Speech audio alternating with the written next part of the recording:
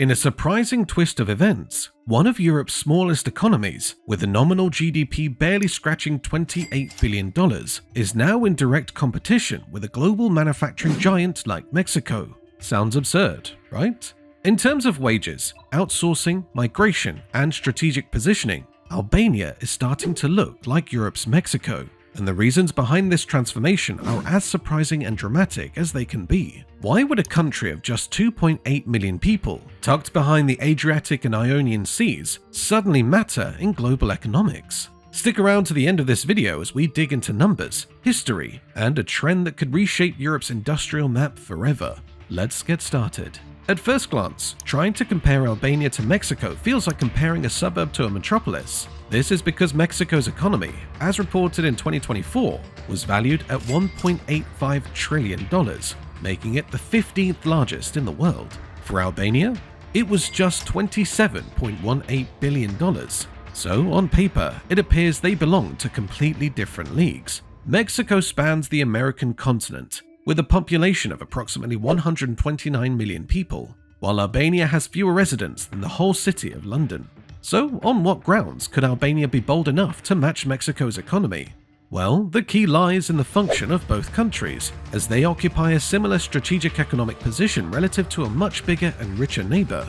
For Mexico, that neighbor is the United States, which happens to be the world's largest consumer market. For Albania, it's the EU with its over 447 million people and a combined GDP of more than 16 trillion euros. So, in some light, this proximity to wealth changes everything. Mexico has long been recognized as a manufacturing hub for many American companies, thanks to its low wages and trade agreements, such as NAFTA, now USMCA. Similarly, Albania is emerging as a nearshoring destination for more EU firms, thanks to its low labor costs, political alignment with the West, and geographic proximity to Southern Europe. This is a position that only a few noticed a decade ago, but it is now being critical as Europe seeks to reduce its reliance on Asia. Let's break down the numbers that make this comparison more striking. While Albania's GDP remains relatively tiny, its GDP per capita in PPP terms climbed to about $23,488 in 2024, narrowing the gap with Mexico's $25,688.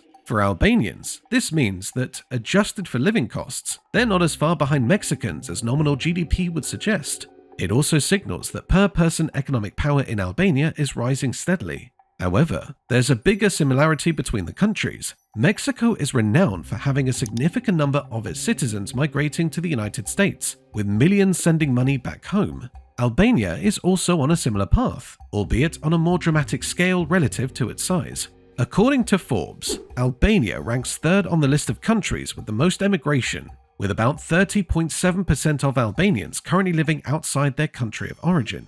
In fact, if diaspora communities in Italy, Greece, and Germany are included, it can be found that more Albanians live outside the country than within.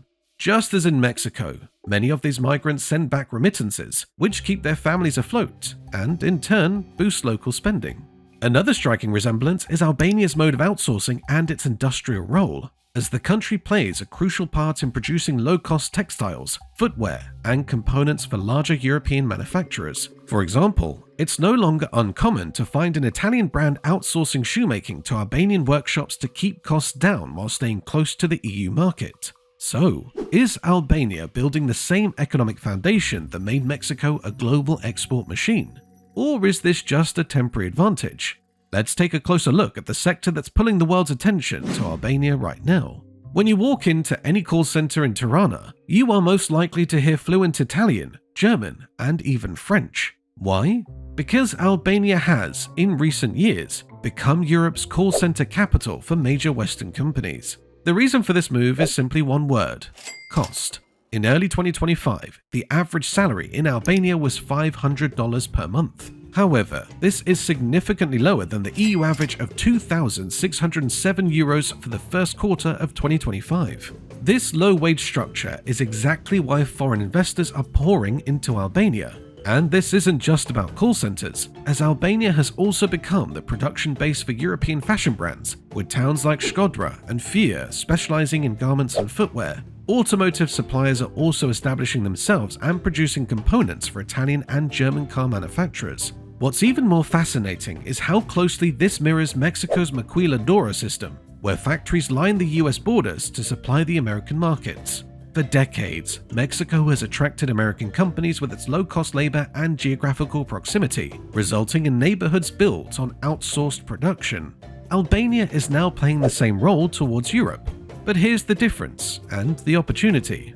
Albania isn't part of the EU yet, but has been a close candidate for membership, which makes it even more appealing for investors who are betting on its future integration. So far, that bet seems safe, as the European Commission has kept Albania in its enlargement process through its pre-accession funds, with an indicative funding allocation from 2014 to 2020 set at €639 million.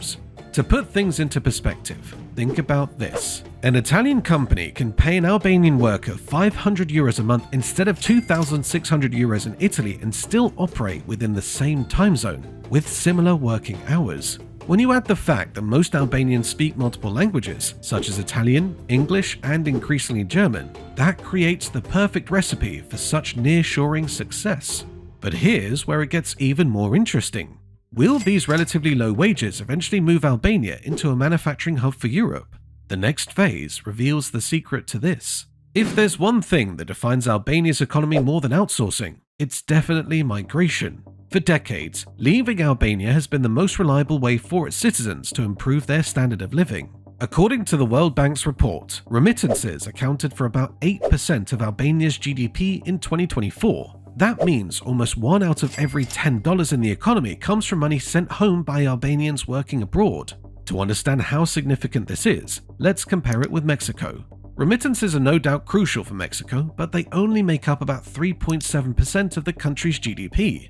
However, for Albania, such an impact would be more significant due to its smaller economy and population. Now consider the sheer scale of the departure. Over 1.4 million Albanians currently live abroad, which is approximately half of the country's entire population of 2.71 million as of 2024. Most of these migrants find their footing in Italy, Greece, Germany, and increasingly in the UK. The migration pattern began in the 1990s, following the collapse of communism, and hasn't slowed significantly since then. Every year, thousands of Albanians continue to leave the country to work on construction sites in Milan, in restaurants in London, or on farms in rural Greece. However, while remittances keep the Albanian economy afloat, they could also create a dangerous dependency pattern. So, what happens if the economies of other European countries slow down?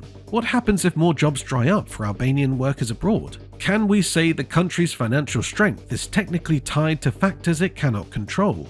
In addition to this, there's an even bigger issue: brain drain. When many young and skilled Albanians leave, they take their talent and energy with them. That's thousands of doctors, engineers, and IT specialists leaving every year. According to Politico, Albania is losing its young people, and by 2050, the country's labor force is projected to shrink by 20 to 25%. This creates a contradictory situation, since the money these migrants send home helps build structures and pay bills, and the loss of human capital means Albania struggles to develop a strong economy of its own. If this trend continues, Albania will likely become a country that relies on its citizens abroad rather than generating growth domestically. Similarly, Mexico faces these same issues, but the scale of its economy cushions the impact. For Albania, the stakes are higher because with such a small population, every departure matters. So, can Albania truly succeed if its most ambitious citizens continue to leave? Could this migration-driven model become a permanent feature of its economy, as it appears to be with Mexico? Behind Albania's bright headlines about foreign investment and EU prospects, there's a shadow that most foreign investors can't ignore: the informal economy. Data from World Economics suggested that an estimated 28% of Albania's GDP comes from the country's informal sector. That's nearly $7 billion in circulation without proper taxes, regulations, or oversight. For comparison, most EU countries have their informal sectors contributing between 10 and 30% to their economy.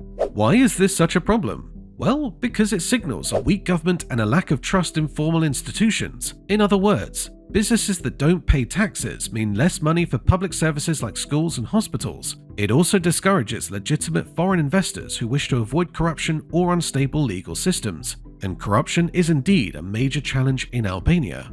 In Transparency International's 2023 Corruption Perceptions Index, Albania ranked 98th out of 180 countries, which was worse than most of its Balkan neighbours and far behind EU standards. However, it doesn't stop at that. As organised crime networks add more layers of complexity to the mix, Albania has long been a key player in substance trafficking routes, particularly in the cocaine and cannabis trade. Europol and UNODC reports have repeatedly flagged Albania as a hub for criminal organizations operating across Europe. In addition, gangs from Albania have repeatedly been linked to networks that stretch from South America to the UK.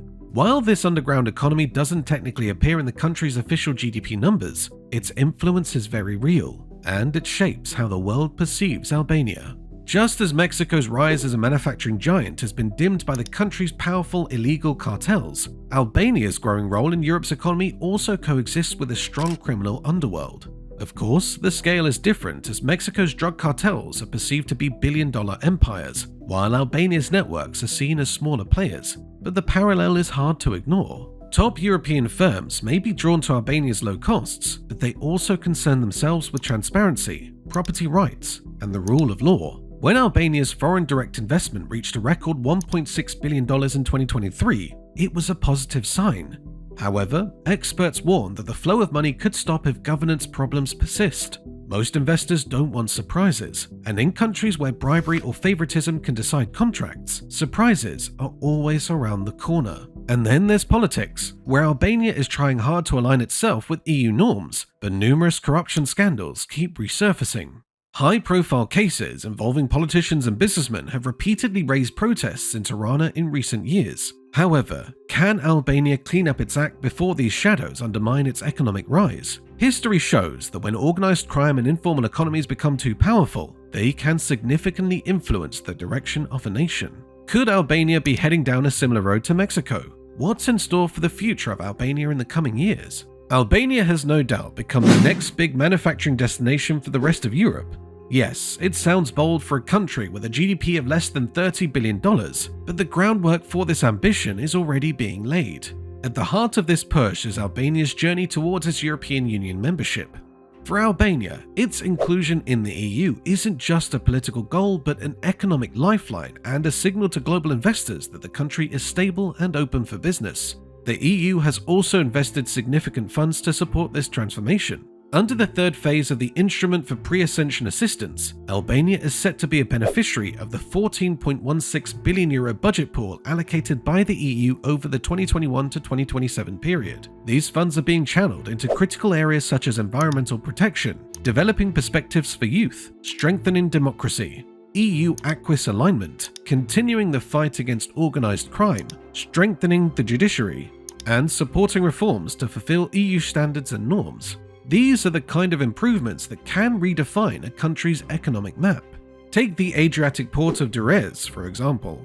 This port has been Albania's largest seaport, handling most of the country's trade, and plans are underway to expand the port's facilities to improve the logistics of both exporters and importers. New road projects, such as the Milot-Baldrin Highway, are also aimed at reducing the travel time for freight moving between industrial hubs and shipping points. The goal is to make Albania a cost-efficient and well-connected base for manufacturing and trade within Europe. A significant portion of the foreign direct investment coming to Albania is set to be allocated to energy, telecommunications, and manufacturing.